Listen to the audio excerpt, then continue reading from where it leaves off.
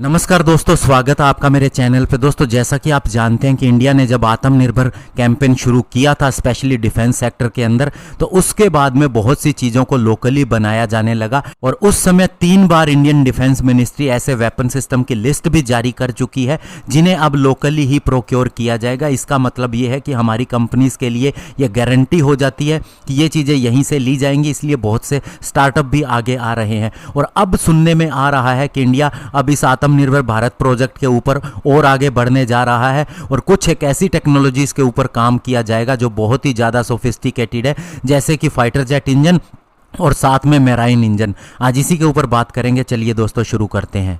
तो दोस्तों, नए आत्मनिर्भर भारत कैंपेन के तहत अब बहुत सी कोर टेक्नोलॉजीज के ऊपर काम किया जाएगा पब्लिक और प्राइवेट पार्टनरशिप के जरिए, जो अभी तक गवर्नमेंट ही कर रही थी।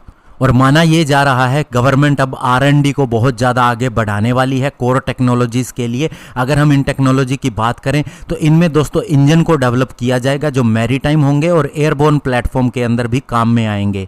और इसमें हमारे डिफेंस PSU और इंडिजिनस प्राइवेट प्लेयर के बीच में पार्टनरशिप होगी।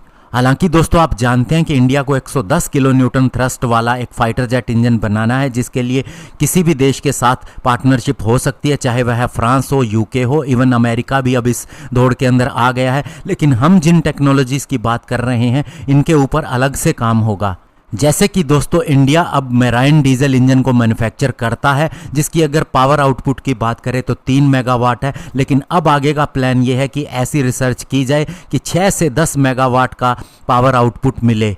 और अगर हम गोवा शिपयार्ड की बात करें, जो एक हमारी कंपनी है PSU है, यह रोल्स रॉयस के साथ में टाई अप कर चुकी है, जिसके तहत उसका MTU सीरीज 8000 इंजन को बनाया जा रहा है, जो 10 मेगावाट तक का पावर आउटपुट देगा और हमारे ऑफशोर पेट्रोल वेसल को पावर देने का काम करेगा।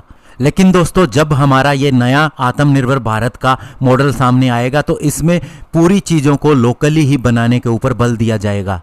इसके अलावा जिन चीज़ों के ऊपर काम होगा उनमें बताया जा रहा है कि एक मल्टी रोल हेलीकॉप्टर का भी निर्माण किया जाएगा, जैसा US की कंपनी बोइंग करती है, जैसा कि अपाचे अटैक हेलीकॉप्टर है जिसे हम अमेरिका से खरीद भी चुके हैं। और इसके लिए HAL को कहा जाएगा कि किसी प्राइवेट फर्म के साथ में पार्टनरशिप करे।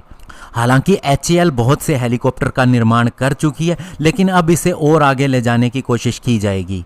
और दोस्तों, डिफेंस सेक्रेटरी अजय कुमार ने भी बिजनेस लाइन को यह कन्फर्म किया है कि अब हम R&D प्रोजेक्ट कोलैबोरेशन के तहत प्राइवेट सेक्टर के साथ में करने के लिए बल दे रहे हैं और इसके लिए एक इकोसिस्टम के निर्माण के ऊपर भी काम किया जा रहा है। और इसके अलावा गवर्नमेंट के प्लान की बात कहें तो ये बताया जा रहा है कि बहुत से टेस्टिंग इंफ्रास्ट्रक्चर को लगाया जाएगा। इसके लिए प्राइवेट सेक्टर को बढ़ावा दिया जाएगा, उन्हें 75% सब्सिडी भी दी जाएगी इन्वेस्टिंग के अंदर, ताकि वे टेस्टिंग लैब स्थापित कर सकें।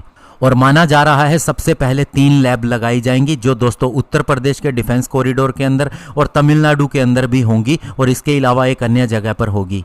और बताया जा रहा है कि ये जो लैब होंगी इनका स्टैंडर्ड सर्टिफिकेशन बहुत सी मल्टीनेशनल जो फॉरेन की कंपनी है जैसे कि एयरबस है, उन्हीं के बेंचमार्क का होगा, यानी कि इंटरनेशनल बेंचमार्क का इनका सर्टिफिकेशन होगा। और दोस्तों, इसके पीछे कारण ये बताया जा रहा है कि अभी तक कहा जा रहा था आत्मनिर्भर भारत के तहत हम बहुत सी छोटी चीज़ें बना रहे हैं, लेकिन कोर टेक्नोलॉजीज़ के अंदर इन्वेस्टमेंट नहीं हो रही और इसलिए हमारी थोड़ी डिपेंडेंस फॉरेन वेंडर के ऊपर हमेशा ही रहती आई है। और स्पेशली टेस्टिंग को लेके बहुत सी प्रॉब्लम्स रहती है, जैसा कि हमने फाइटर जेट इंजन के अंदर भी देखा है कि हमें रशिया जाना पड़ता है। तो ऐसे में इन सारी चीज़ों को अब गवर्नमेंट देख रही है और इसीलिए अब नेक्स्ट जनरेशन की कोर टेक्नोलॉजी इंडिया के अंदर डेवलप होगी। धन्यवाद। जय हिंद।